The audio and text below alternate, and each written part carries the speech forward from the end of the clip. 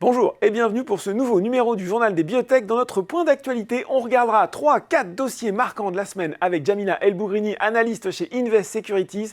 L'entretien est lui dédié à Bernard Gilly, cofondateur et directeur général de Gensight, le Journal des Biotech. C'est parti.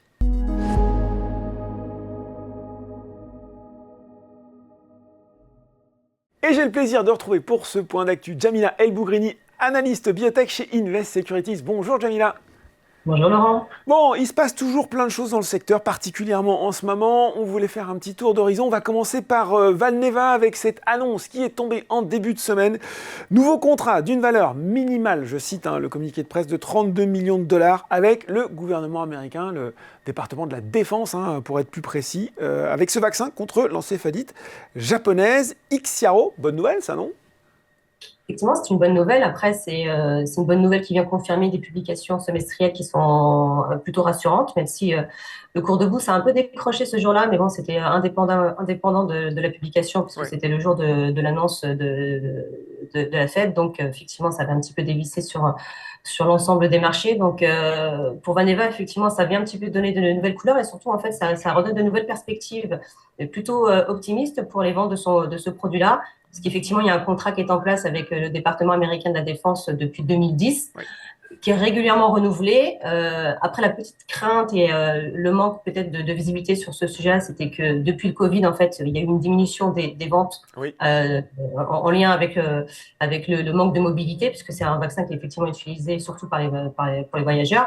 Mais sur le département américain, il y avait un contrat qui avait été signé en 2020, donc juste au moment du Covid ou un peu avant, et qui intégrait deux options, donc pour les 3 années qui étaient censées être couvertes par ce contrat-là. Et la dernière option qui concernait 2022, finalement, n'avait pas été exercée. Donc, on avait 36 millions de dollars potentiels qui n'avaient pas été encaissés par Valneva. Donc, le fait d'avoir ce nouveau contrat à hauteur de 32 millions de dollars sur 1 an, sachant que c'est un montant minimum, comme vous disiez, avec la possibilité d'avoir une nouvelle commande, ça laisse effectivement percevoir en tout cas un niveau sur les ventes de ce produit-là, un niveau de chiffre d'affaires en tout cas qui pourrait retrouver, en tout cas commencer à se rapprocher de ce qui était les ventes avant Covid. Bon, voilà, bonne nouvelle pour Valneva.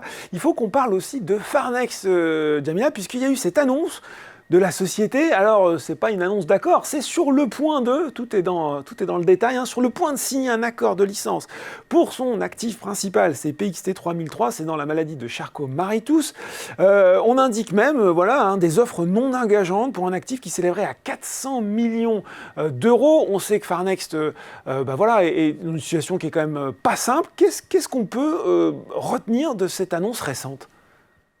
C'est exactement ce que vous venez de dire, c'est-à-dire qu'effectivement, il y a probablement des discussions qui sont en cours, qui sont aujourd'hui relativement bien engagées, puisqu'il y a des due diligence qui sont allées jusqu'à leur terme. Donc, ça laisse supposer qu'effectivement, il y a des marques d'intérêt suffisamment fortes de partenaires industriels éventuels pour pousser l'évaluation jusqu'à ce point-là. Donc, évidemment, à ce stade-là, rien n'est signé. Donc, on parle bien de marques d'intérêt.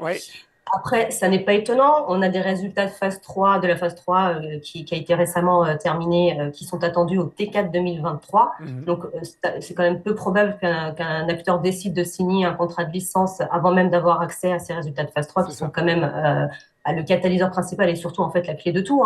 Si jamais ces résultats ressortaient négatifs, ce serait évidemment pas dans l'intérêt d'un acteur pharmaceutique pour pouvoir prendre une licence sur ce genre de choses. Donc, évidemment, le T4 2023 sera l'occasion en fait de 2 annonces majeures. La première, c'est les résultats de l'étude clinique, et le second point, c'est évidemment est-ce que oui ou non ça sera suffisamment convaincant pour qu'un acteur décide de s'engager, au moins un acteur, parce qu'effectivement il est question de pouvoir faire des licences sur différentes zones. Il semble que ce soit plus cette option-là qu'une option de licence globale. L'idée, c'est évidemment de viser le marché principal que sont les États-Unis, parce qu'aujourd'hui, on considère que sur l'Europe et les États-Unis, il y a à peu près 150 000 patients qui sont concernés par cette maladie. Les États-Unis, ce sera à peu près la moitié des patients, mais bon, évidemment, on sait que la politique de prix de médicaments laisse penser qu'il y a une possibilité d'avoir un prix plus élevé du côté des États-Unis, ce qui fait que ce marché-là représente un petit peu plus de 60% du chiffre d'affaires qui est visé. Donc, ce qu'on retient, c'est qu'effectivement, il y a peut-être des discussions qui sont bien engagées. Il faudra attendre les résultats de la phase 3 pour savoir à quel point ça va permettre aux acteurs qui ont en tout cas exprimé une marque d'intérêt de s'engager ou pas.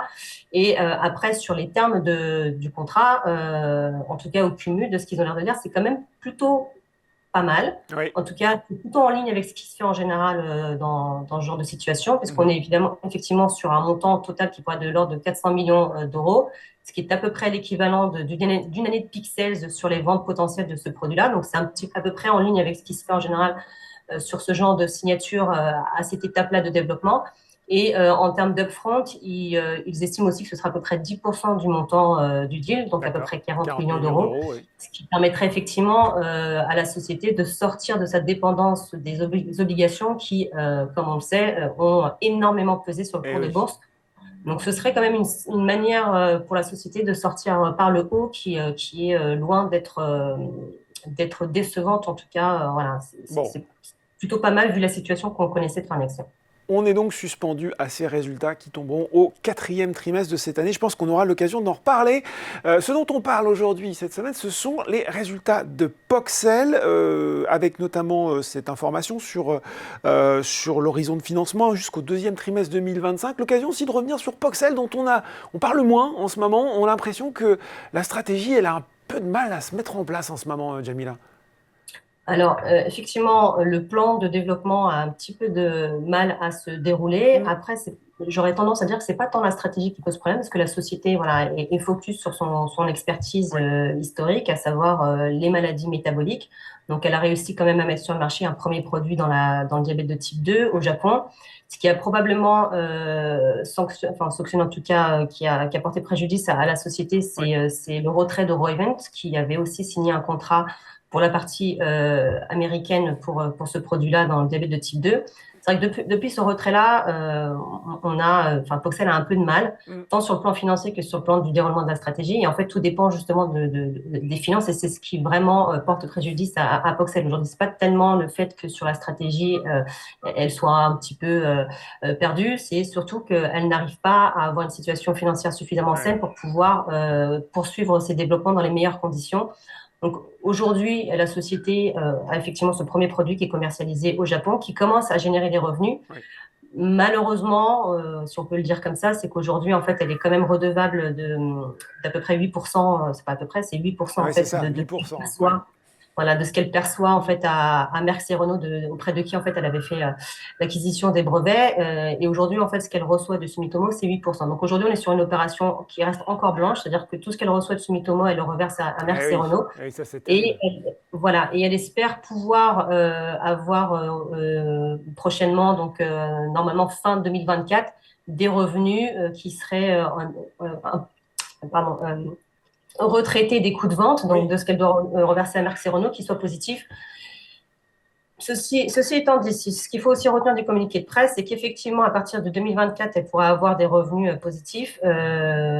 Et malheureusement, ce qui pesait sur le cours de bourse, comme on Ouais. disait, ce sont les dettes.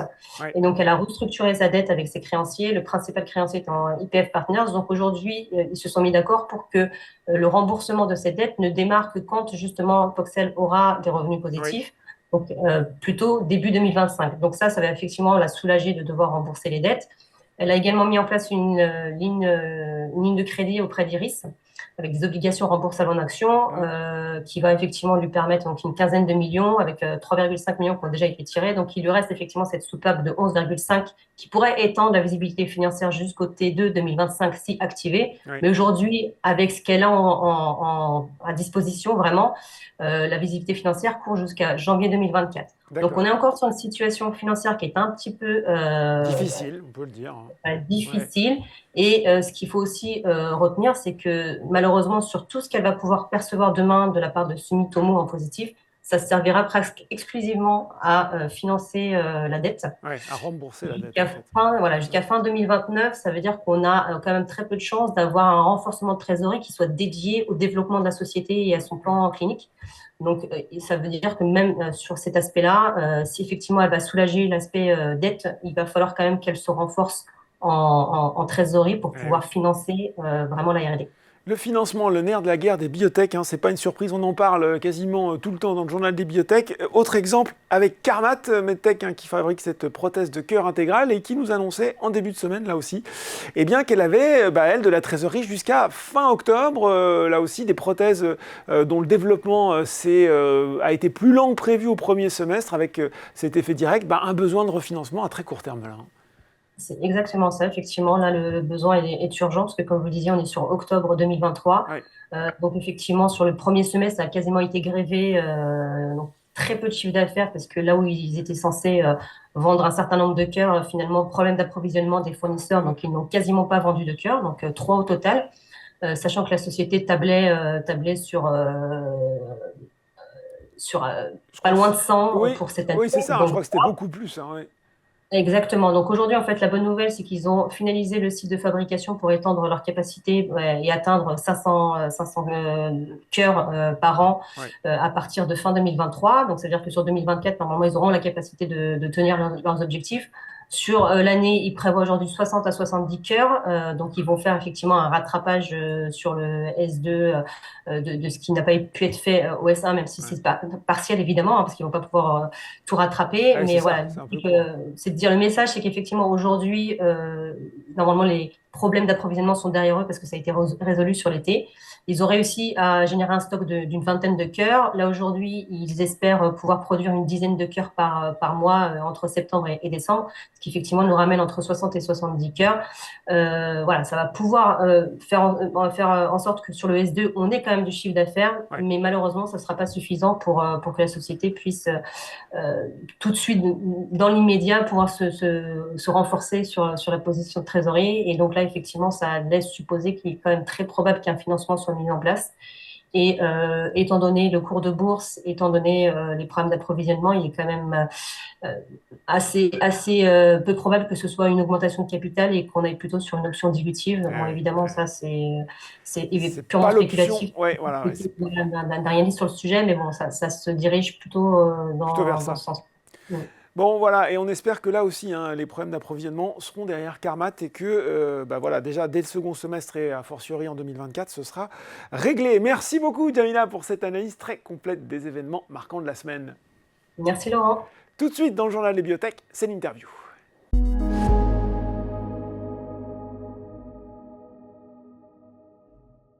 Et je reçois pour l'entretien Bernard Gilly, cofondateur et directeur général de Gensight. Bonjour Bernard. Bonjour. Ça fait longtemps qu'on ne s'est pas parlé sur le plateau du journal des biotech. On va faire le point sur tout ce qui s'est passé récemment et moins récemment pour Gensight. Mais on va commencer par l'annonce récente portant sur la réussite de fabrication d'un lot de Lumevoq utilisé, on le répète, dans le traitement de la neuropathie optique héréditaire de Leber. Un lot, c'est le terme consacré, conforme aux bonnes pratiques de fabrication. C'est une étape importante parce qu'on sait qu'il y avait eu ces problèmes de manufacturing. Est-ce qu'aujourd'hui, on considère que c'est derrière nous? Alors, oui. Oui. Ce premier lot GMP, il est très important parce d'abord, il montre enfin que le process de fabrication est bon. Ouais. Ça, pour nous, c'est important. Et il montre aussi, excusez-moi de le dire, mais que lorsque ce process il est mis en œuvre correctement, ça permet de produire le Lumevoq dans des conditions qui sont aux normes des bonnes pratiques de fabrication de la pharmaceutique, c'est-à-dire un lot d'un produit qui est utilisable chez l'homme. Alors ça, c'est très important parce que pour nous, c'était ce qui nous bloquait jusqu'à maintenant. Le deuxième lot est en cours de production et il devrait confirmer ça. Et donc, on est maintenant sur une route qui est plutôt dégagée. Et on sait que c'est compliqué en thérapie génique, justement. Le manufacturing, c'est un point peut-être encore plus crucial que dans d'autres développements, on va dire. Oui, la fabrication en pharmacie est toujours compliquée, elle est toujours complexe, elle est toujours extrêmement précise parce qu'elle doit répondre aux normes. À la fin, le produit doit aller chez un patient, chez un homme ou une femme, donc c'est extrêmement important de produire de façon très précise. Alors en thérapie génique, c'est une technologie un peu nouvelle, ce n'est pas des choses qui sont connues, donc c'est toujours un petit peu compliqué. Nous, on a vraiment cumulé les embêtements, mais on en sort. Bon, une page se tourne. Qu'est-ce que ça signifie très concrètement pour Gensight aujourd'hui?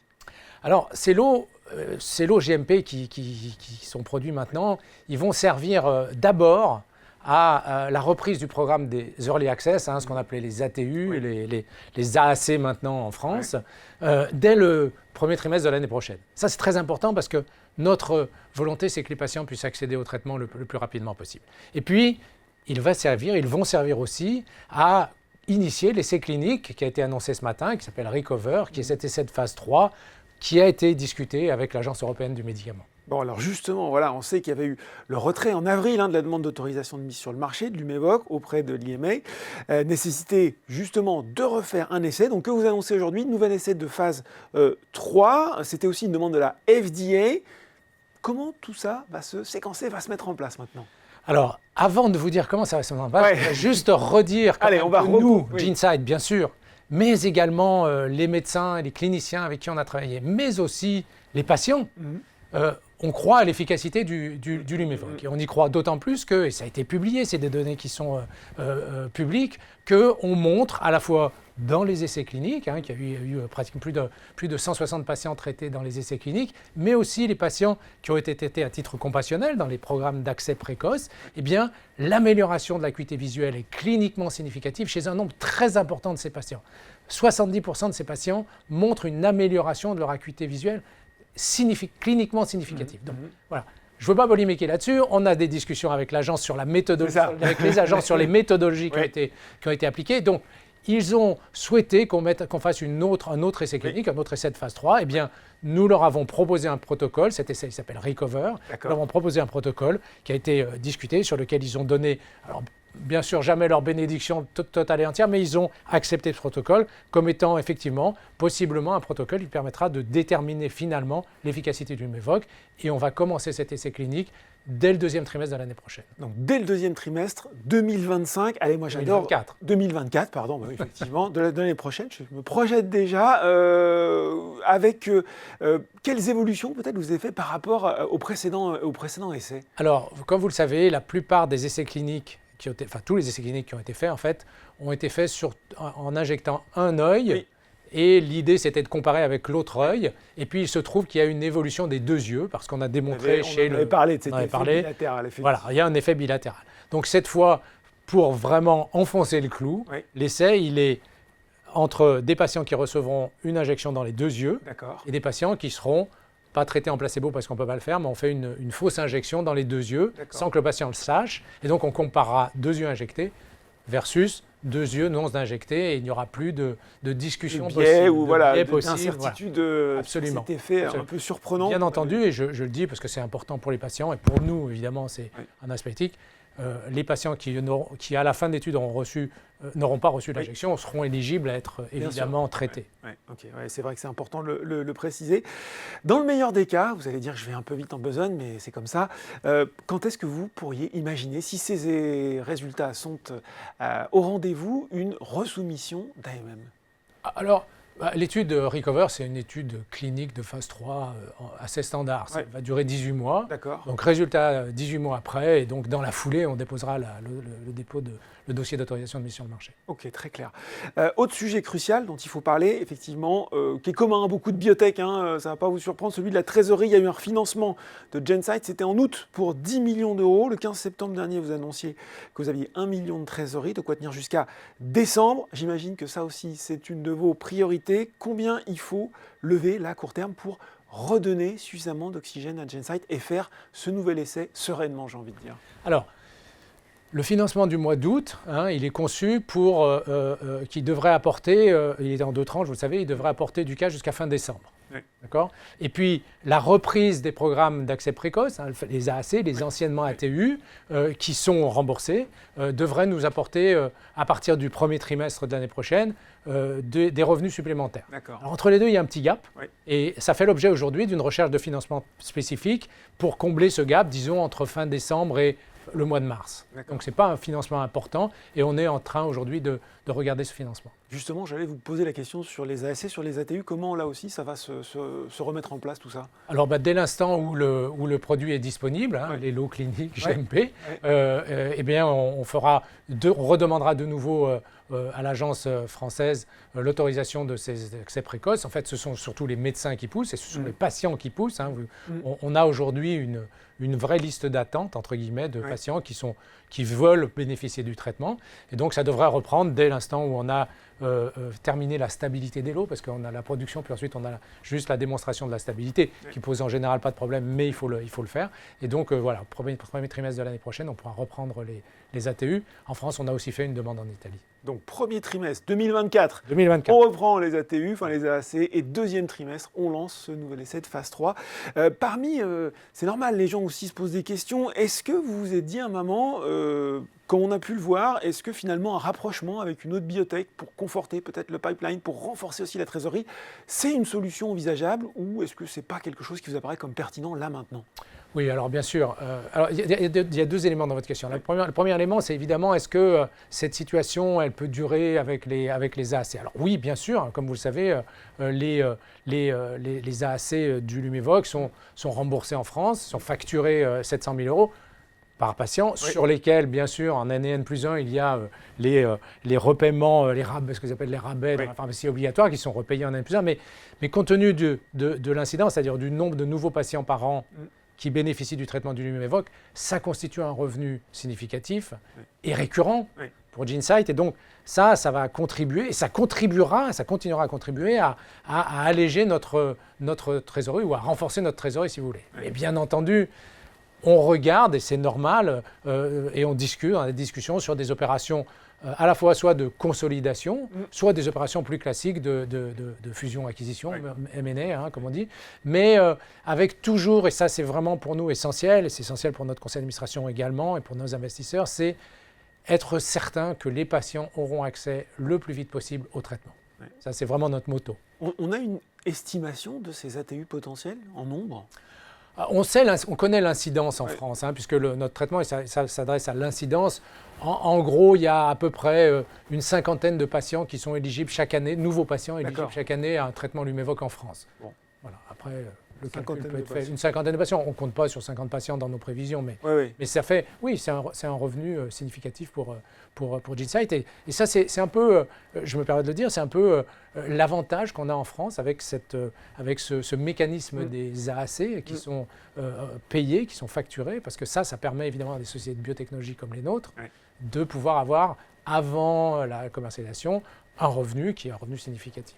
Bon, en bourse, Bernard, le titre, il a logiquement beaucoup souffert. Quel message, finalement, vous avez envie de passer aux investisseurs individuels qui accompagnent GeneSight et puis qui ont vu forcément leur position diminuer Oui, alors, c'est gentil de me poser la question. Alors, d'abord, j'ai vraiment un message de confiance et j'y reviendrai après, mais je voudrais avant tout, comme j'ai cette opportunité, je lis évidemment ce qui se dit sur les réseaux, et je partage un certain nombre des inquiétudes qui sont exprimées. Il y a quelque chose sur lequel je voudrais aujourd'hui peut-être juste clarifier, si vous me le permettez, c'est que il y a des inquiétudes sur la nature du financement qui a été réalisé en août. Alors, et il me semble que ce financement a été réalisé sous forme d'obligations convertibles. Et on sait que ça passe mal. Eh bien, oui, mais alors il me semble qu'il y a un amalgame qui est d'ailleurs très récurrent, qui est fait entre les obligations convertibles, le recours aux obligations convertibles, et puis le recours à un autre mécanisme qui est ce qu'on appelle les equity lines ou les OCAPSA. Ce sont des choses très différentes. Alors, dans le cas présent de GeneSight, ce que je veux dire, c'est que les obligations convertibles, elles ont été émises à un prix fixe. À un prix fixe, pas variable, prix fixe, d'accord, à la signature. Et elles ont été... Ce prix, il est avec une prime, pas un discount, une prime par rapport au cours de bourse, au cours de l'action à l'époque. Donc c'est contraire même à ces opérations de placement privé classique où il y a en général un discount.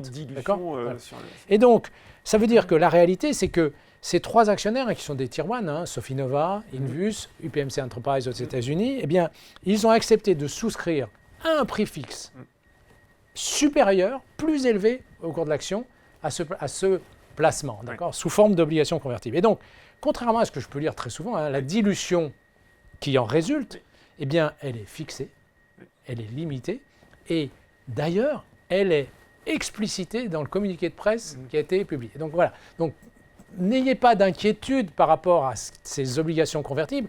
Ce qu'on a fait, c'est quasiment Transparent. Ouais. Un placement privé. Ouais. Voilà. Il y a des obligations convertibles qui convertiront lors de la deuxième tranche, mais ce n'est pas différent. Et ça n'a rien à voir avec les equity lines, Ok. qui effectivement sont des mécanismes complexes. Voilà, je voulais juste préciser ça. À part ça, je voudrais dire que oui, on a une année compliquée. Oui.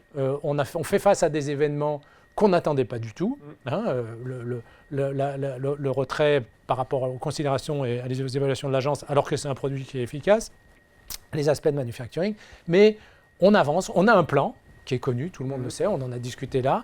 Et vraiment, je pense qu'aujourd'hui, on a la volonté que tout le monde, alors bien sûr les patients, mais aussi nos actionnaires, eh bien, on sorte de cette situation par le haut et on va y arriver. Voilà, 2024, une année riche avec justement la reprise des ATU et le début de ce nouvel essai. Merci beaucoup Bernard Gilly d'avoir commenté l'actualité de Gensight pour nous. Merci.